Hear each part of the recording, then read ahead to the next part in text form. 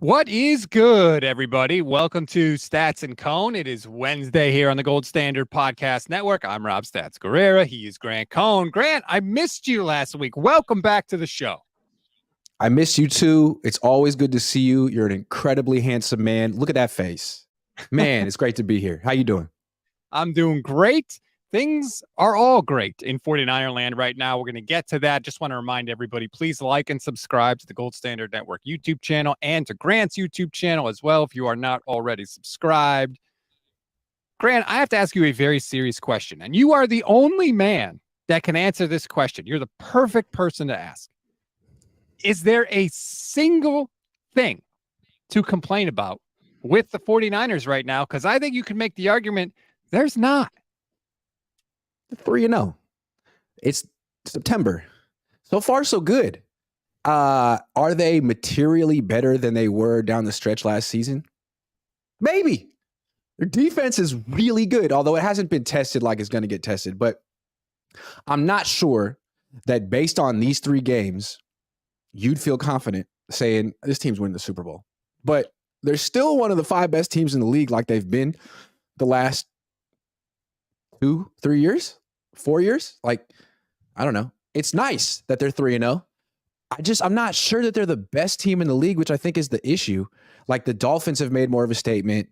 The Bills look really good. But yeah, Niners are great. I mean, they've passed all their tests. They got a long way to go. Yes, they do have a long way to go.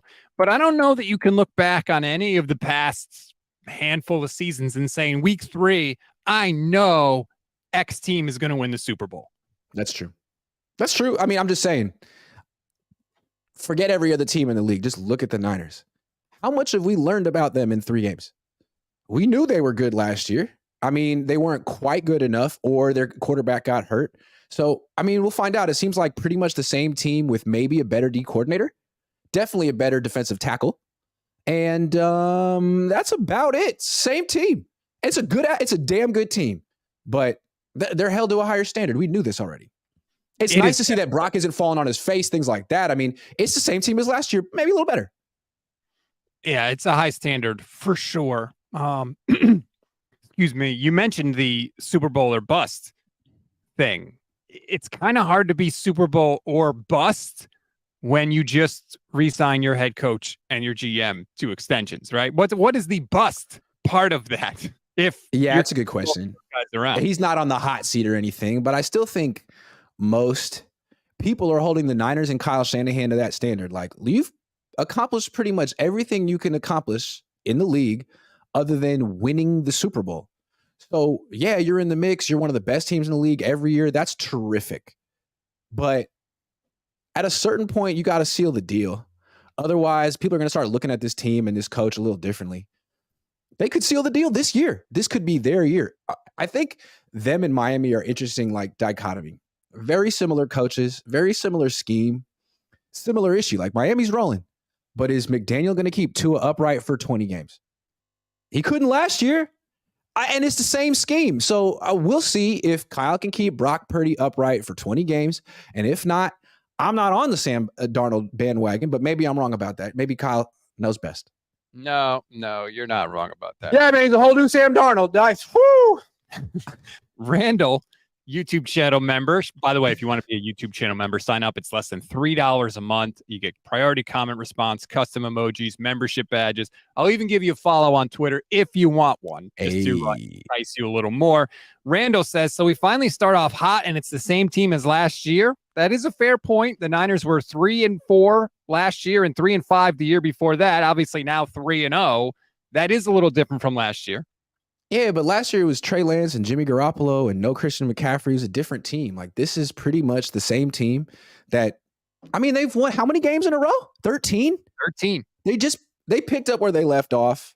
They feel they would have beat the Eagles if Brock Purdy had stayed healthy. Mm-hmm. Maybe they would have. This is a very, very, very good team that scores 30 points on its worst day.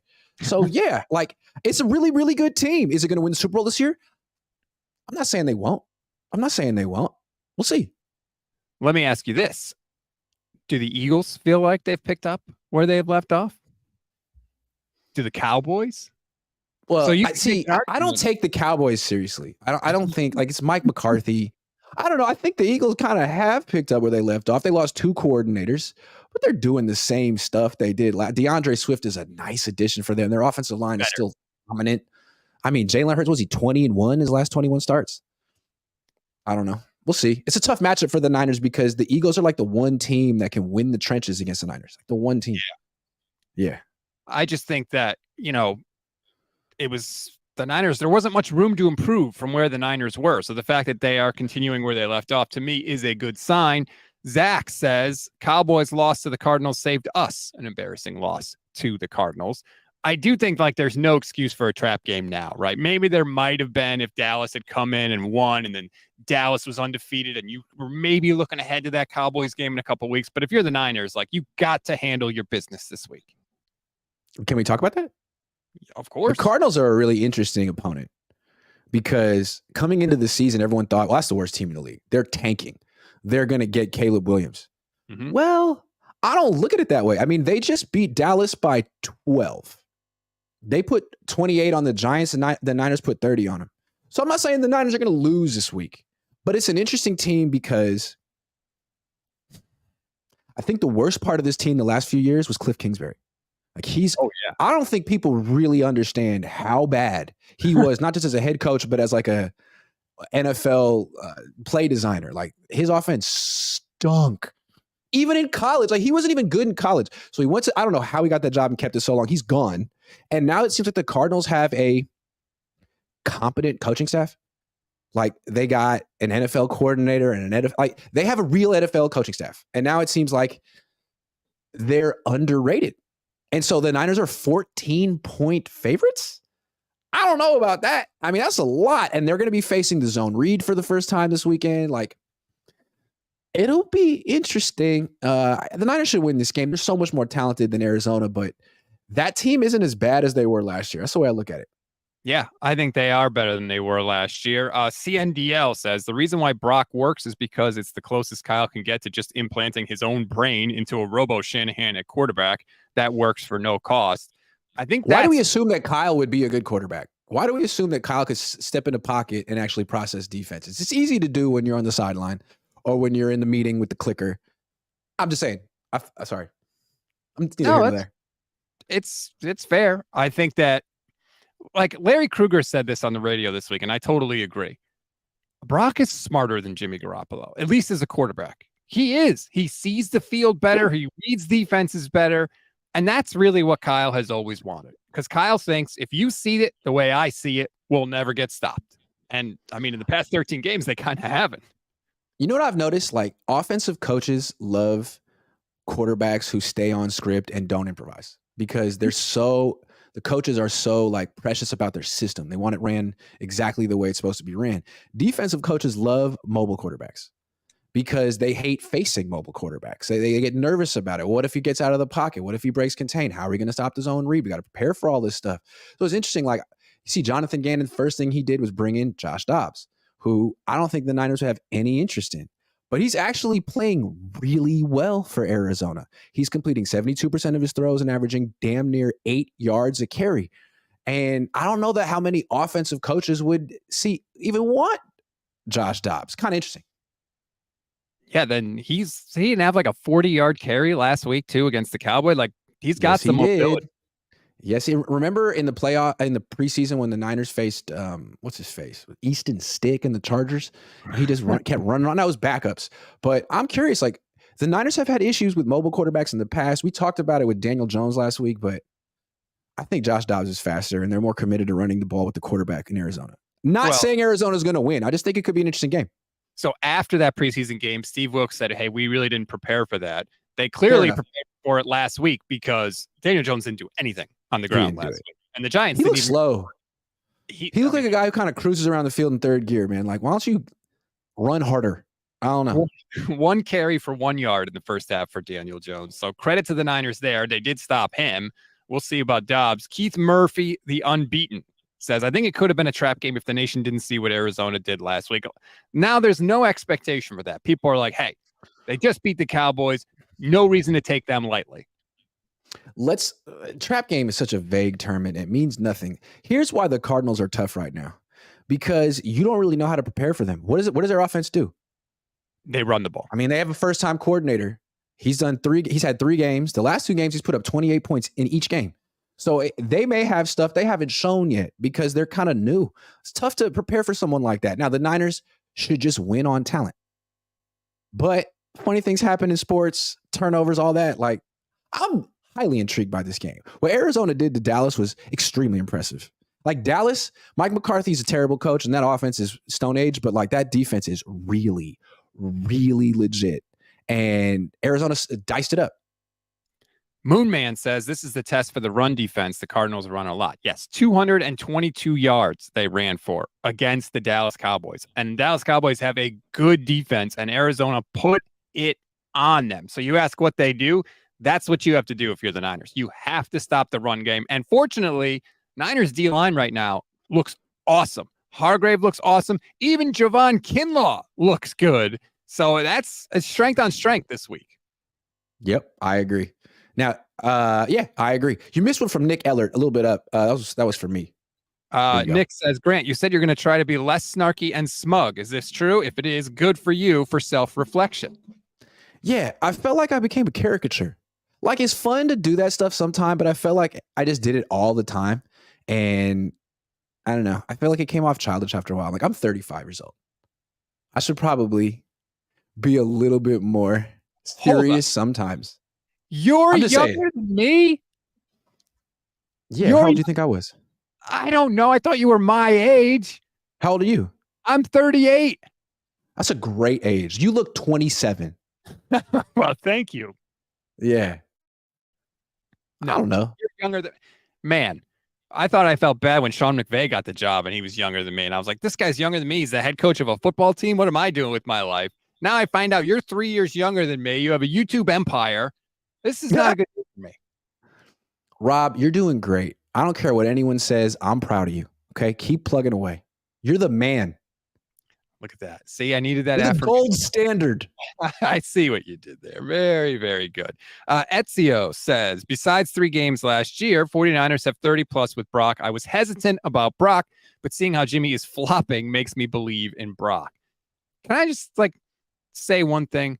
Stop with the Jimmy Garoppolo comparisons. He's irrelevant. Yeah, who cares? It doesn't matter. The goal is not to just simply be better than Jimmy. That is never the goal. You want your quarterback to be good, not just better than a mid quarterback, and that's what Jimmy Garoppolo is. Yeah, with Brock, I'm going to say something like Brock and also Jalen Hurts. I watch them play, and I'm like, okay, they're good. But are they as good as their stats and their record show? Or are they just on the best teams?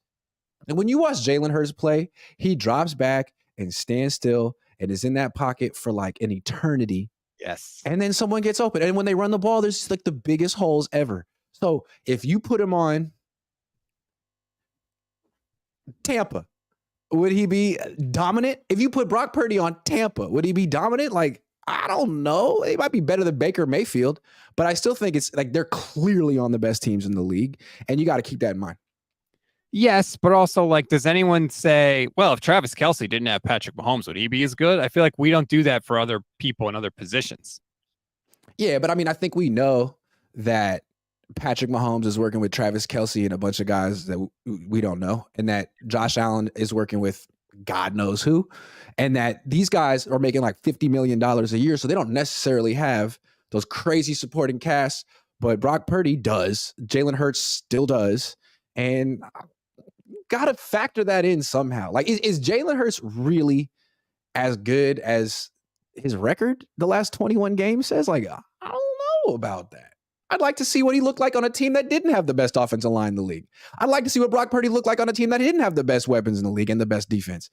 But on their particular teams, they're really effective.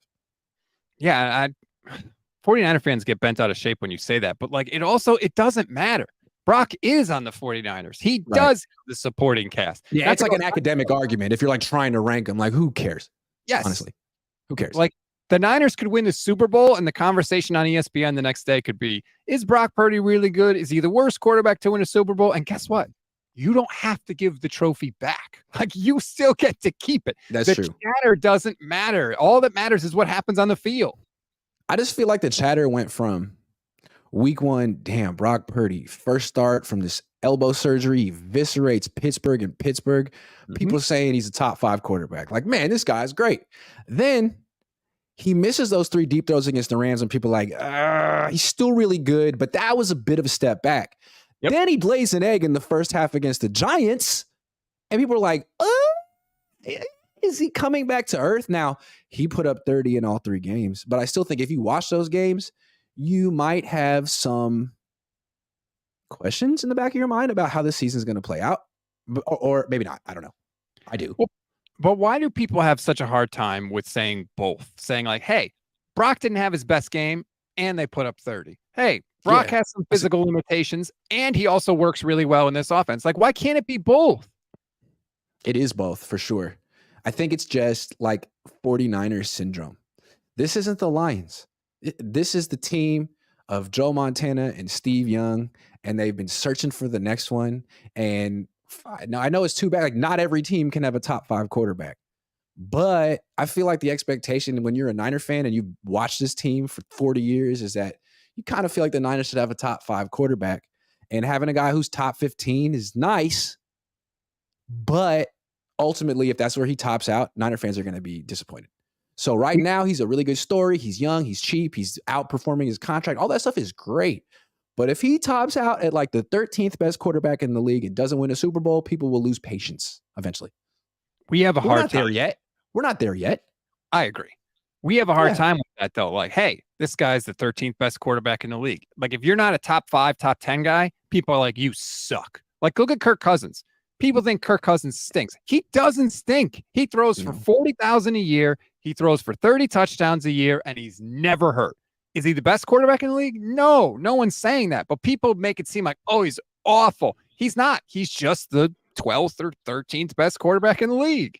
And a lot of teams, a lot of franchises would be really happy to have Kirk Cousins, like Minnesota the last 7 years. I mean, that's a team with no history and no standards that's just happy to be in the mix, I guess. So they gave him a bunch of money just to seem credible.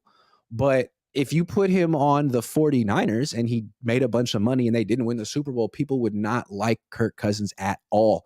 So I think the organization matters a little bit. And I do think playing quarterback for the 49ers is a tough job. There's a ton of pressure. And that speaks that's another feather in Brock Purdy's cap, to use a terrible cliche, that he can handle all that pressure and not be fazed by it at all. Because I felt like Lance was fazed by it. Jimmy was fazed by it. I mean, it's hard. Alex Smith was fazed by it. It's hard not to be. Yeah, I do think Alex was. You're right. There was a lot of that. I got some super chats I want to get to. Scott says, I still have PTSD from the Colt McCoy James Conner game, which I think we all do. There's definitely that worry. James Conner is still there. So it's grounded. He's having a good year, too. Yes, his team is way different. It's kind of like knockoff Eagles. We kind of, I think, saw that clip of Jonathan Gannon with Kyler Murray where he was like, shots.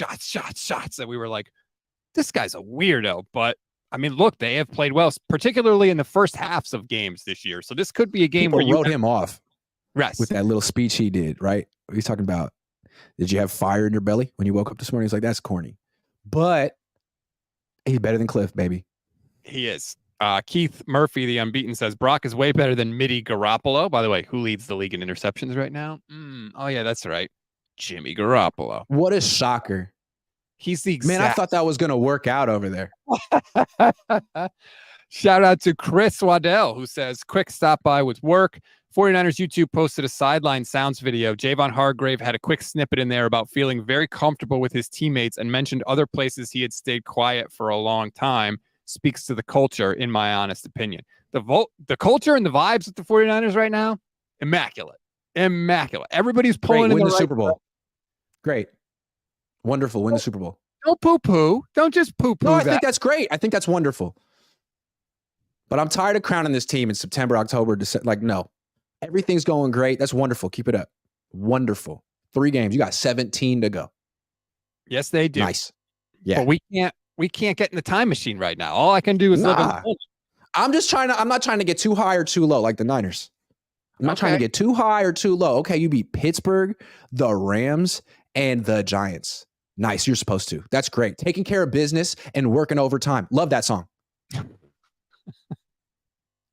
Actually, no one likes that song.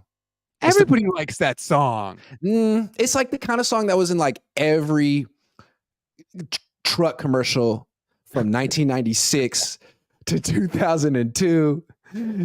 GMC Super Duty, taking care of business and working overtime. Like, that was dad rock back in the 90s. You know what I'm saying?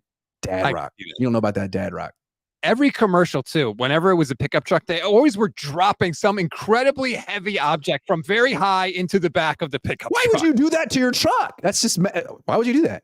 All right, I understand. Like rolling boulders off of cliffs into the back. Remember when we were kids and Steve Young used to do Toyota commercials? I thought they were so good. I don't remember that. He did Toyota commercials? Maybe I didn't see him because I grew up in Connecticut. Probably. He's from Connecticut. That's true. He is. Yeah. That's neither here nor there, though. True. Ethan says, is the D-line is better than 2019? Kinlaw's top 5 in pressures and Hardgrave is a huge boost. If they're going to go to the Super Bowl, it's going to be through them. That's a good point.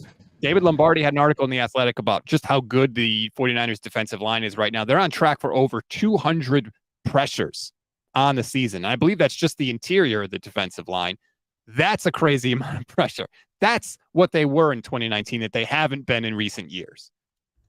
Yeah. I mean, it's hard to argue with that. One thing is that Drake Jackson looked like a force at first. But I don't know if that was the real deal. And in terms of pressures, that's great. But like, they're middle of the pack in sacks. So, and you know what the deal is? Like, what did that person, bring that comment right back for a second.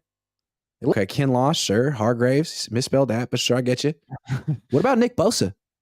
What about Nick Bosa? He's doing fine. He had a sack. He had a sack last week. He's still a really good player. He's still a great player.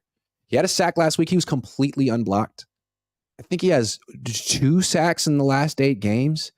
I mean, he was on a stretch where he was getting like a sack and a half a game for like a year. So I'm just curious, like, is that Bosa coming back? Because that's the guy they paid. I'm just saying, I'd like to know. I assume he's coming back, but like when? He's cordially invited to this upcoming game. The real Nick Bosa, please stand up. How many sacks does Nick Bosa have to get a game for people to get off his case? He's getting a lot. He's getting a lot of money, man. And like, I think you kind of have to have like damn near 1 a game, close to 1 a game. People expect him to have at least 12 sacks a season, even that. But sure. And I know people understand it's not just about the sacks. It's about more than that. It's about the pressure.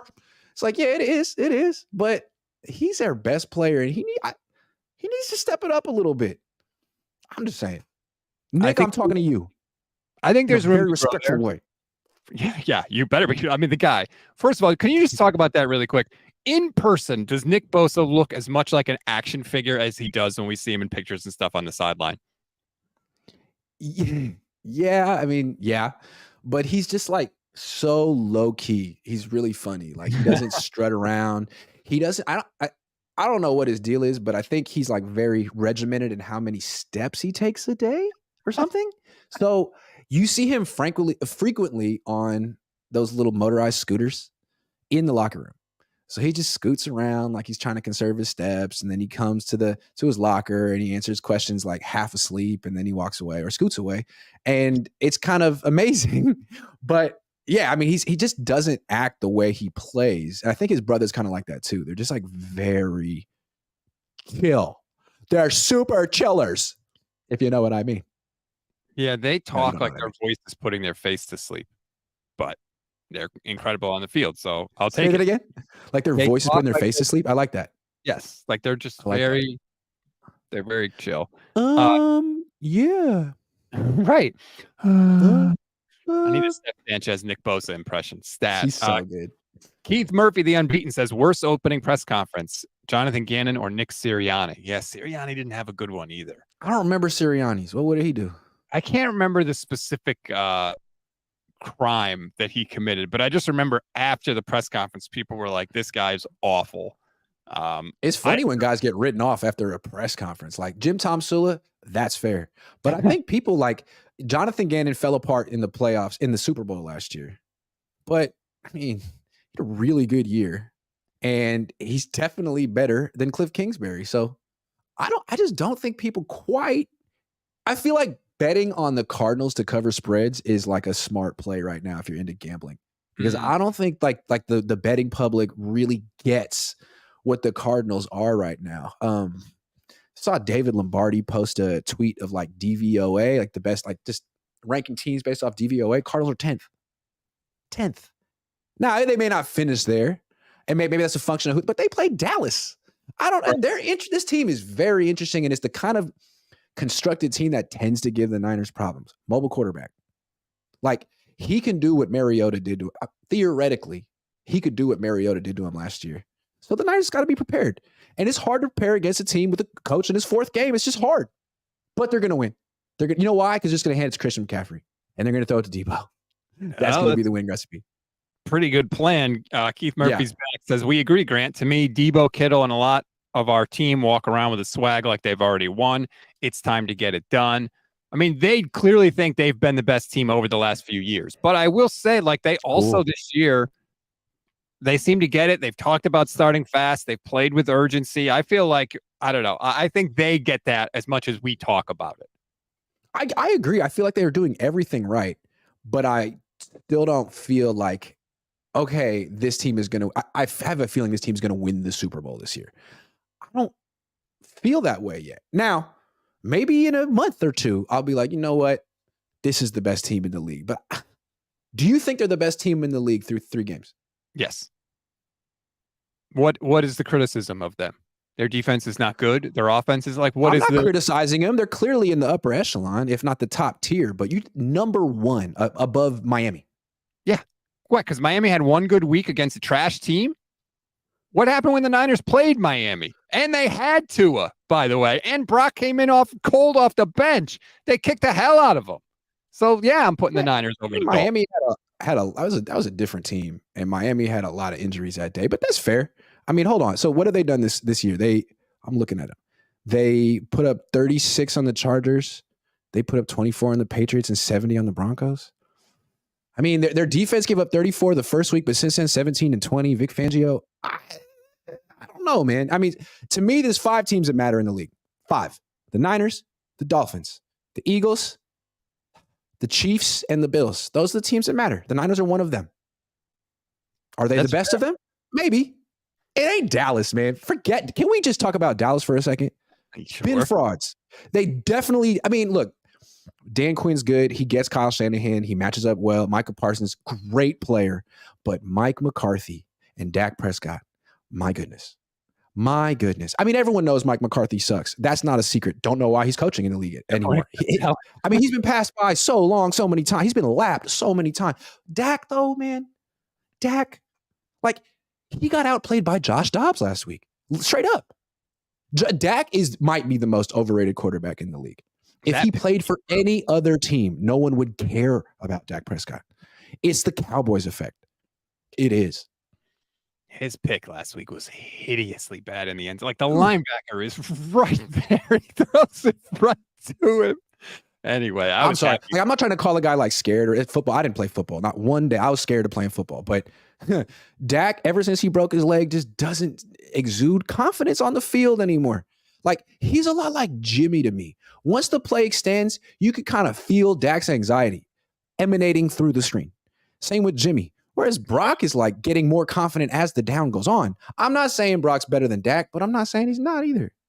I think Dak is so overrated. It's an interesting comparison. I'll say that. Ezio says, Rob, why did you just scold me about my comment? I won't say anything back because I respect my elders. Man, everybody's younger than me. Just messing around. Salute to you both. It wasn't about you. It was just more about, I hear a lot of talk about how Brock is better than Jimmy. And it's like, okay, but like that's not the bar. That's not the measure of a great. It wasn't really about you. It was more about just people in general. Saying it was really more about what Rob's going on in Rob's life right now. He's got some stuff. You know what I'm saying? Does he not look 22? I am shocked. I thought you were just starting out. You are just pumping up the ego today. Chris is back, says, dead serious. Grant, are you a 49er fan or is it just work for you? For example, say your job is Walmart greeter. Would you be pulling for them? Dead serious. Am I a Niners fan? You really paid $5 to ask that question? What do you think, Chris? You really don't know? No. Have you seen me after a Niners loss? Have you seen what I do after Niners losses? I hasn't been one in a while. But no. I don't actively root against the 49ers because business is better when they're good. So great. But when they lose a game, it doesn't, like a real fan, that ruins your day, Chris. When the Niners lose, be honest, that ruins your day, right? Like if you're with your wife or you're like sullen and you might sulk, like that's what real fans do. I light up like, oh, it's time to talk about stuff. Oh, there's like meat on the bone. Like not like, let me kick them in the nuts. It's not like that. It's just like, let's actually analyze things as opposed to just being like, the 49ers are the best. We're go Niners. Like, no, I don't want to do that. I didn't get in the game to just be a cheerleader. That's not what I do. Other people are better at throwing them pom-poms in me. I'm not a pom-pom guy. I just not. It's not how I do. It's way easier to break down a game and react to a game after they lose because especially when they've been as good as they've been on this streak, it's like, yep, Christian McCaffrey, still good. Deebo Samuel, still good. But when they lose, it's like, okay, what went wrong? But my day is ruined. When they lose, my day is really ruined. Oh, yeah, I hate it. That is so charming. I love everything about you, Rob. You are just terrific. No, I am. I've been a fan of this team for 33 years. Whether I was doing this job or something else, I would still be a fan of this team. Yeah, First season you remember watching? 94, the Super Bowl year. Really? Me too. I remember watching those games. I remember when they beat Dallas. When they were in the Super Bowl, I took one of my little white T-shirts and we all had like magic markers back in the day, and I took a red one. And I colored it red and it made it a Steve Young jersey. And I wore it and they won. And that's why they won, because I made that jersey with magic markers. What were the magic markers when we were kids that would smell like different stuff? What was it? Yes. Yeah. Those were money. They came in that big styrofoam package. Yes. They smelled so good. How much time did you spend just sniffing those? Maybe that's why I am the way I am. I like that purple one, man. You got purple? Purple was good. The black one was the worst. It was like licorice. It was terrible. It was nasty. Blue was good. Blue was good. Can we just wait till the end of the season before anointing Brock Purdy? We're not anointing him. Like I just anointed him. He's the king of the Bay Area. Dun, dun, dun, dun. We don't have to decide on Brock Purdy week to week. We don't. I just decided. A lot of people do. Number one. Who's better? Brock or Tua? That's interesting because I do feel like they both have some physical limitations. Brock maybe can play through injury a little more, but Brock didn't have concussions. Concussions is a different thing. Even if you wanted to try and play through that, you can't a lot of the time. So I don't want to like pin that on Tua. They're similar. Tua's more accurate. Brock is not the most accurate passer. And Tua has a nice deep ball for a guy with a little pea shooter. Yeah, like and Brock he's got touch. Brock kind of throws it on the line. It's like, buddy. Yeah, Brock is that's just not the best part of his game. Chris is back and says 100% I hate it and avoid a lot of the content that week when they lose. You're not alone in that, Chris.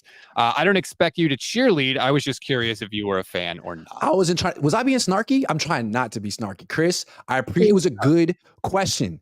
And I understand it. Like when I was a kid, I was a fan of the Niners and the Giants, and I would watch SportsCenter, and I loved the Giants. So let's say they lost on a Tuesday, and I knew it. I wasn't going to watch SportsCenter that night or in the morning. It ruined the show for me. Like, I don't want to see. I know it sucks. But if they won, I would watch those highlights over and over and over. I think that's how most fans are. Although I feel like people that watch me, even though they're Niner fans, they can get into the whole, act after a loss. And it's somewhat cathartic. Like, I'm pissed. Grant's not pissed, but also like animated. And this will be a therapy session for me. I think a lot of fans feel that way with that, who watch me and you. I think so. I think there's a little of the team lost. The team hurt me. I kind of want to hurt them back a little bit. Yeah. So say it, Grant. Say it, Grant. Say it, Rob. Right. Yeah, but I feel like 87% of the people that watch your channel are just there to watch your face. This face has never been attracted for anybody, although today is my 15th wedding anniversary. So maybe my wife would be the only one that would say that. Yeah, 15 years for me. Oh, you got married at 23? Wow, congratulations. Thank you. That's crazy. Yeah. We met in high school. Nice. So I had known her for a while. Wow. That's cool. Yeah, I'm an old soul. Matthew Sanders says, is it fair to say you were 17? Shut up. Is it fair to say with 10 days of rest, high expectations for Brock Purdy? To me, his real potential would be measured on his ability to improve and grow. Did you watch the JT O'Sullivan breakdown last week? Dude, I can't get enough of JT O'Sullivan. He's so good. I watched his Josh Dobbs breakdown this morning. Sorry, keep going. There was a lot of stuff that Brock missed against the Cowboys that he could learn from and grow from. Like, it's possible we are seeing a Brock Purdy that is not as good as the Brock Purdy that we'll see in week 15, 16, 17. Let's talk scheme for a second. So the way the NFL defenses have evolved, like everyone wants to do the too high thing, too high safeties. The last few years has been, and the whole idea is don't let teams throw deep at all. So we talk about deep passes for Brock. Like defenses are not really letting you throw deep that much anymore. And so that's why it's all about yards after the catch, and guys like Brock Purdy are having success because defenses invite the check down. They want you to check down. And so he takes what the defense gives him. If I were a defensive coordinator going against Brock, and we've seen other guys, Pete Carroll, Dan Quinn, man, you do not play too high safeties against Brock. You don't do it. It's a run-first team. You need 8 in the box, and you want to dare him to throw up the sidelines. Close the middle of the field, 1 deep safety, 8 in the box. But not that many teams do. Like, I feel like in September and October, you don't get a lot of sophisticated game plans from opponents that aren't in the division. It's very much like, you know what, we're just trying to establish what we do.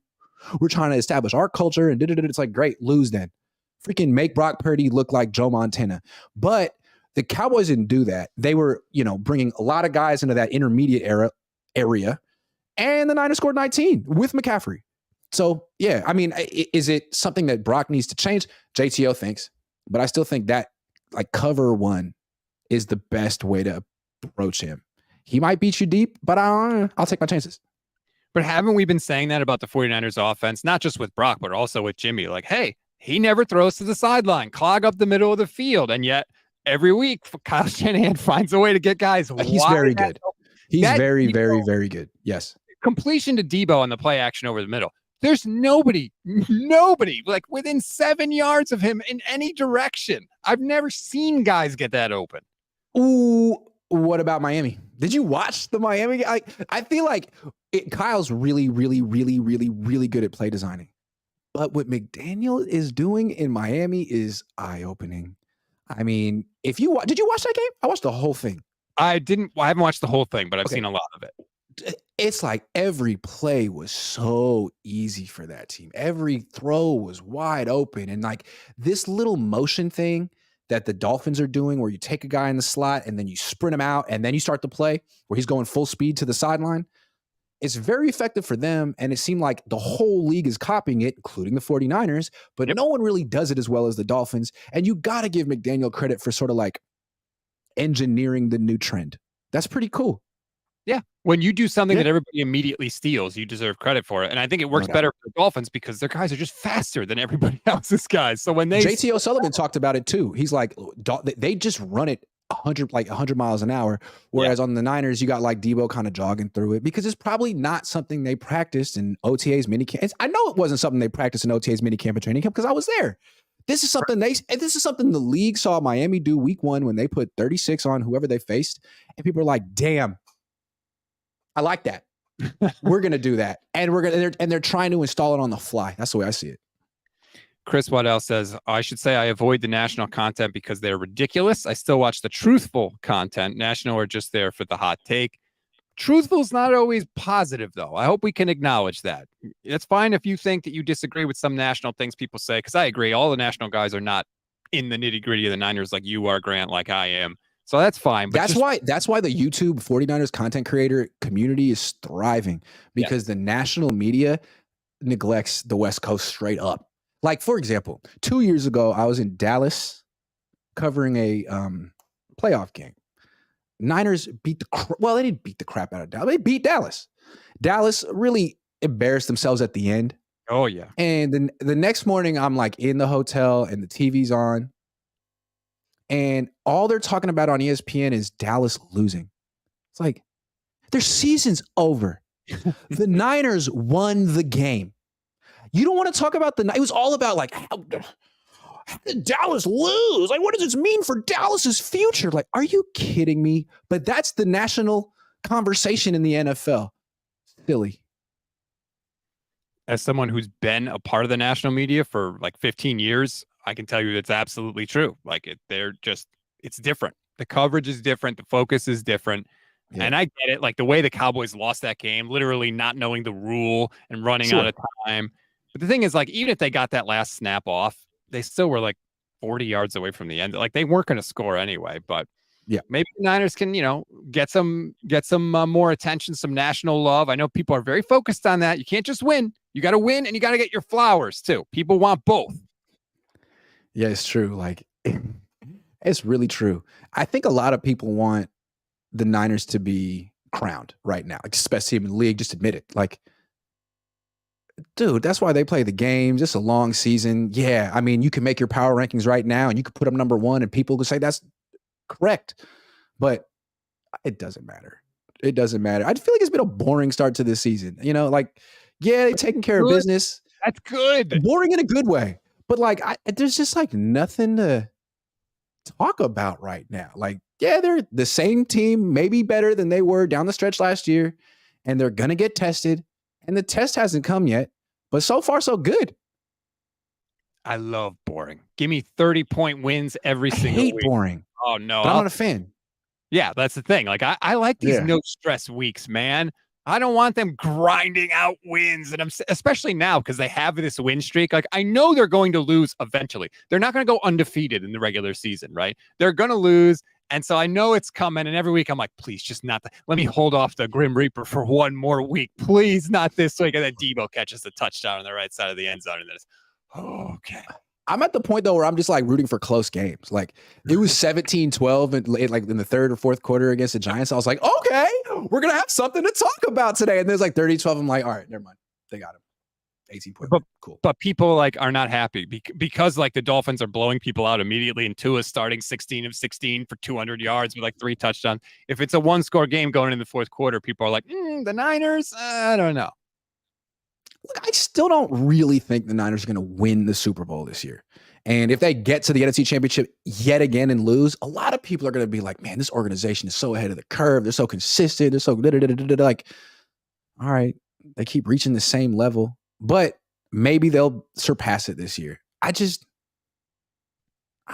see them keeping Brock upright for 20 games, man. Like if you watch some of the clips, McKivitz, man, he's not good. And that right side of the offensive line is getting caved in a lot. And there's been a few plays where Brock has been throwing a ball and a pass rusher's hand has been like an inch away from his arm. I don't know, man. It's just not what the Niners do. Protect their core. It's just not what they do. I just kind of feel like the Niners and the Dolphins are going to have the same demise. But prove me wrong. If they could I don't want Brock to get hurt. I don't want Tua to get hurt. Come on, Mike and Kyle. You guys are really clever, but you got one little gap in your expertise. It's the quarterback staying healthy. Both of you. Look at you, Mike and Carl. Chris is back, says, Rob, I can listen to positive or negative when it feels honest. Grant feels negative just for the sake of negative, an opposite of Lombardi. People do say that. I'm being really positive today. For a change. Am I not? Hey. What am I supposed to do, man? You want me to do it? You want me to do a dance for the 49ers because they're 3-0? Yes, absolutely. Hey, I'll do a dance. I'll do the Iggy Shuffle. You can't say, do you want me to do a dance and expect me not to? Yeah, you got to do a dance. That's true. I'm not going to do it. Daza says, what do you think of Florio's comments about Purdy's name? Seems to have a grudge against the 49ers. Dude, people got to chill out. You're Florio's guy. I'm not going to say nothing about it. You're Florio's guy. You can say if you want. Look, I produced Mike Florio for 7 years at NBC. So, like, yes, I know Mike well. I didn't think it was that big a deal. I thought he was having a little fun. Sure. I don't know. I don't see. Lord knows I've said stuff like that. I didn't think it was that funny, but I don't think he was trying to be that mean. Yeah, I just thought it was like one of those like jokes that didn't land. And people got upset because that's the internet, but I wasn't. Do you think Brock was offended? No, I don't think Brock cares. Definitely. I don't think Brock cares. I do think he cared about the Patrick Peterson thing. But this I don't think he cares about. And I don't care what Brock Patrick Peterson, man, for a guy who's in his mid-30s and could go to the Hall of Fame, like, why would you talk like that? Why would you do that? It made no sense for him to do that week 1. Yeah, it was. It's like, this is gonna blow up in your face, Patrick. You ain't what you were 10 years ago, Patrick. Great career, though. No disrespect, but come on. I agree. Ryan says, Grant, it's only boring for you because you don't have anything negative to say. Nah, it's not like that. I feel like what I'm saying is there's not much to analyze. I don't think we've learned much new about this team. What have we learned? Javon Hardgrave is good. Steve Wilkes is good. Brock Purdy is the same guy he was before his injury. I was concerned about that. That's a good one. I think there were questions about Brock and Jake Moody, those two guys in training camp. Like, what are they like? Why is Brock throwing 18,000 interceptions? Why is Jake Moody missing all these kicks? Like, those issues haven't cropped up at all yet. So that's good. But other than that, like, what? Cole McKivitz is what we thought he'd be. Spencer Burford is what we thought he'd be. Like, I don't know. It's a damn good team. Let me ask you this. What new could you have learned about the 49ers? That's the thing. Like, I just don't think we're there yet.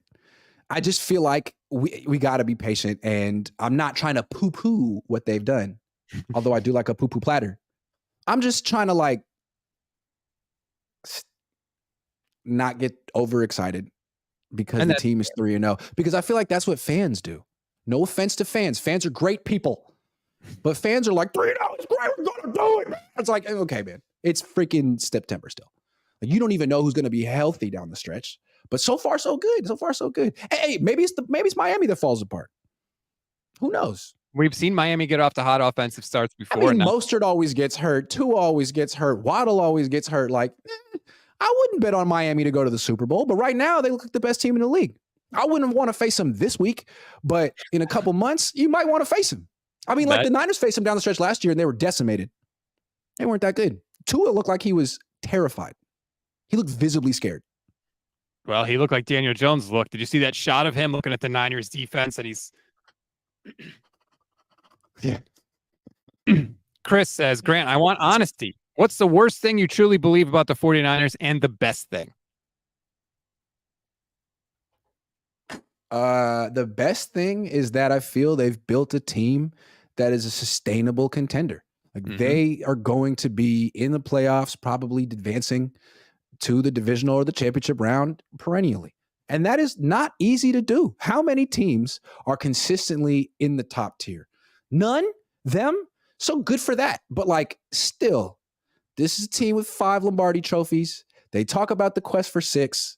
They still haven't proven that their particular formula works at the highest level. Delivers, finishes the job. So, that's the worst thing I believe about the Niners is I feel like maybe their structure is a little flawed. They like the idea of essentially not spending at quarterback and O-line. I don't know about that. Like, you don't have a right side of your offensive line by design. Like, between Brock, Banks, Brendel, Burford, and McKivitz, like, those guys are making like $4 million. Like, you're not seriously invested in those positions, and you're not. So you can invest at running back, so you can invest at tight end, so you can invest at linebacker, and it's like, cool.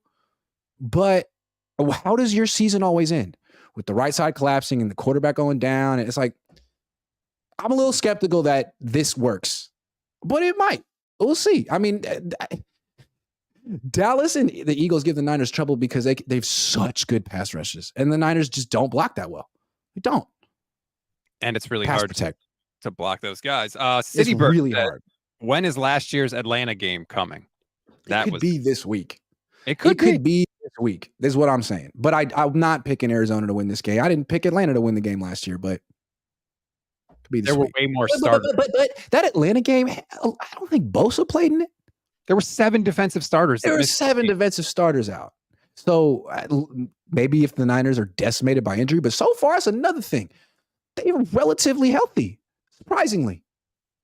knock on wood or whatever. Yes, right now, although we don't know about Debo. He was a little banged up, but hopefully he'll be good to go. I mean, came back in the game and scored a touchdown, so hopefully it's not too bad.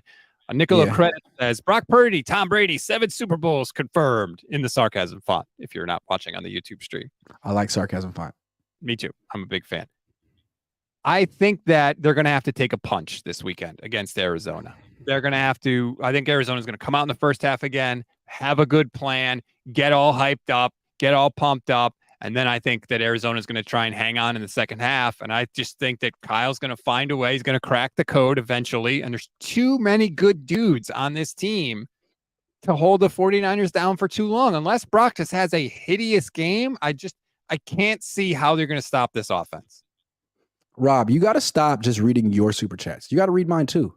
I'm reading all the super chats. Chris says, Burford does look like trash. Colton has been Chris says again, thanks, guys. Sorry for taking over the show. That's it. That's all the super chats. What super chat did I miss? David said, did we get how quickly the tables turned? We were all kids in 94. Did you get that one? I might have. 934. It's all right. I got you.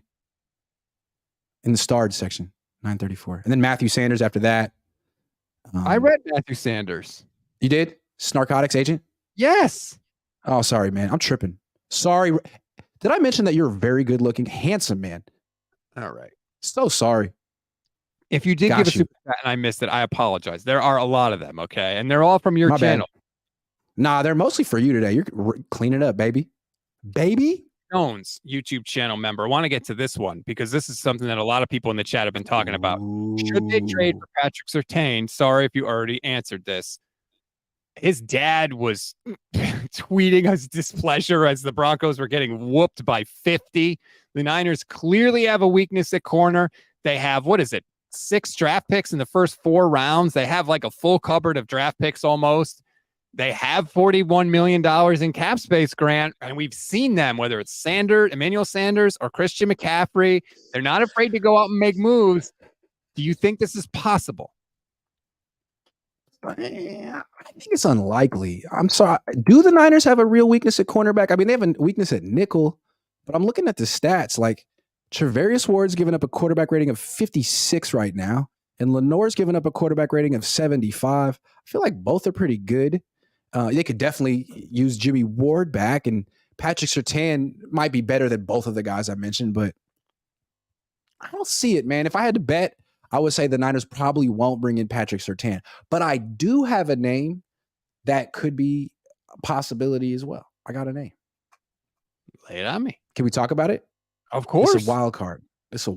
And I don't know if the Niners, he's just such a good player. So here's the thing. You watched the Raiders this weekend? Yes. Did you notice Devonte Adams' body language? You mean he doesn't like those hospital balls that Jimmy keeps throwing him? He doesn't look like he wants any part of that team. Like every time the ball misses him, he drops his head and he looks like he wants out. He looks like he's entering that stage where he wants to win a Super Bowl, and he's from East Palo Alto.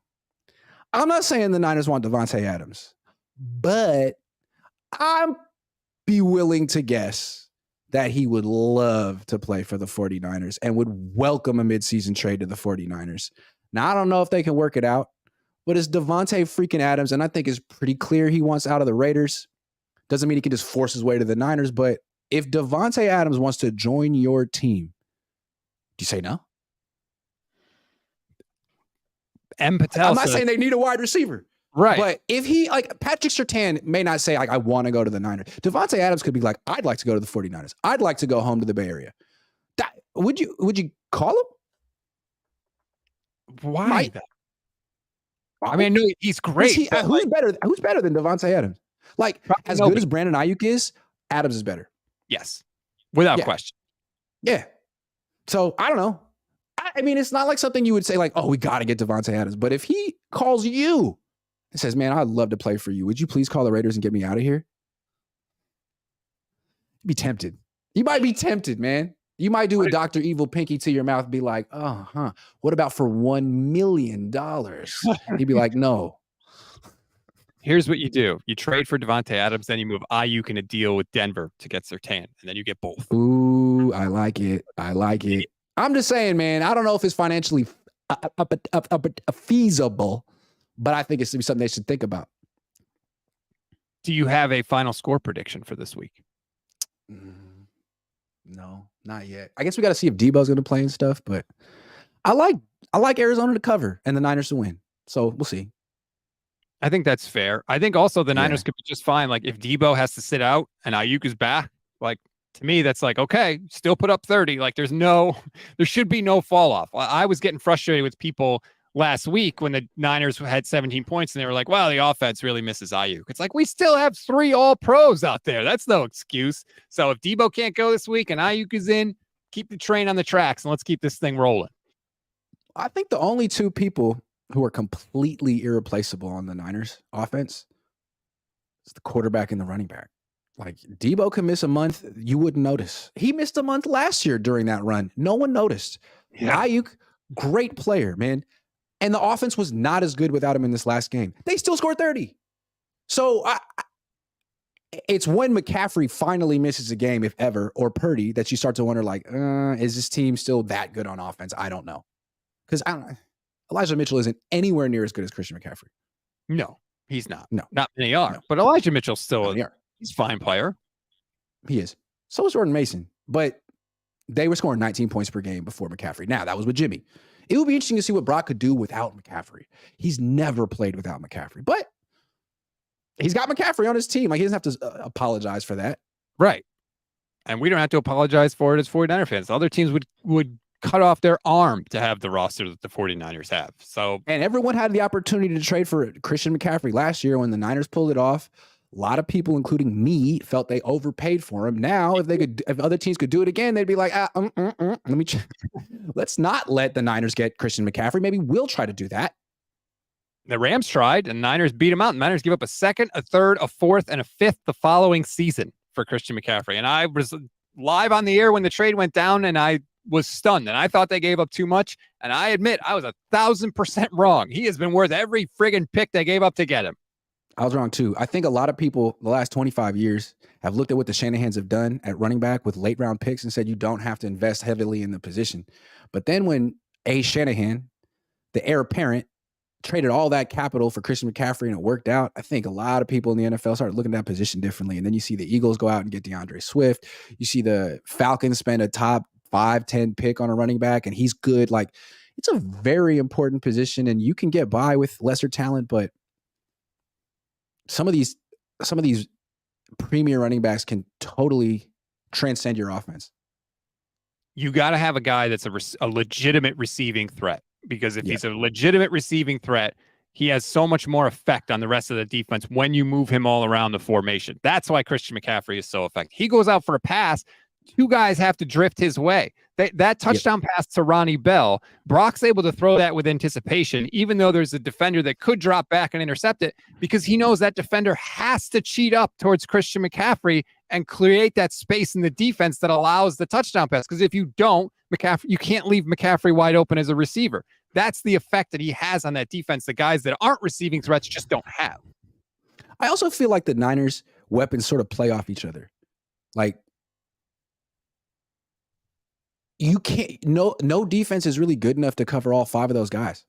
You just have to win in the trenches. Like, you can't cover McCaffrey and Ayuk and Debo and Kittle and whoever the 5th guy is. Like, you can't. That's why, to me, McCaffrey in Carolina was just as good, but not as productive, because it was all about him. Everyone knew it. Just stop him. Like, you can't do that. Oh, Ryan G. Hensley. What it do? What it don't do? Ryan G. Hensley says, we are elite. We are elite. Grant, you are elite. So glad to have you back this week. Thank you so much for joining us. I was fishing for compliments all show, and you finally hooked it up, man. Thank you. Well, Ryan, I mean, really, it was Ryan. It was Ryan. Give you too much. Shout out, Ryan. Like and subscribe to the Gold Standard YouTube channel. Like and subscribe to Grant Cohn's YouTube channel. Just search Grant Cohn. It pops right up. Like and subscribe. You'll be a better fan. Grant, try to enjoy the game this week. Hopefully the 49ers will win. Don't worry. They'll lose at some point, and then you can really, dig in. Here's what I do when I go to these games now. I sit there and I sort of hope the opposing team can make it a game. Once it's clear that they can't, I hate the opposing team. I hate them. Like last year, like last week, I just couldn't stand Daniel Jones. I kept saying stuff in the press box like, man, no one likes you. You have no friends. Wow. People don't, and you're ugly. It's like, man, I hate you, Daniel. In the press room there. Like, can't you make it a game, please? No. All right, everybody. I think Josh Dobbs has a better chance to make it a game than Dak Prescott. Wow. Did I just say that out loud? We'll test that theory in a couple of weeks. We'll see. Have a good Wednesday, Grant. You too.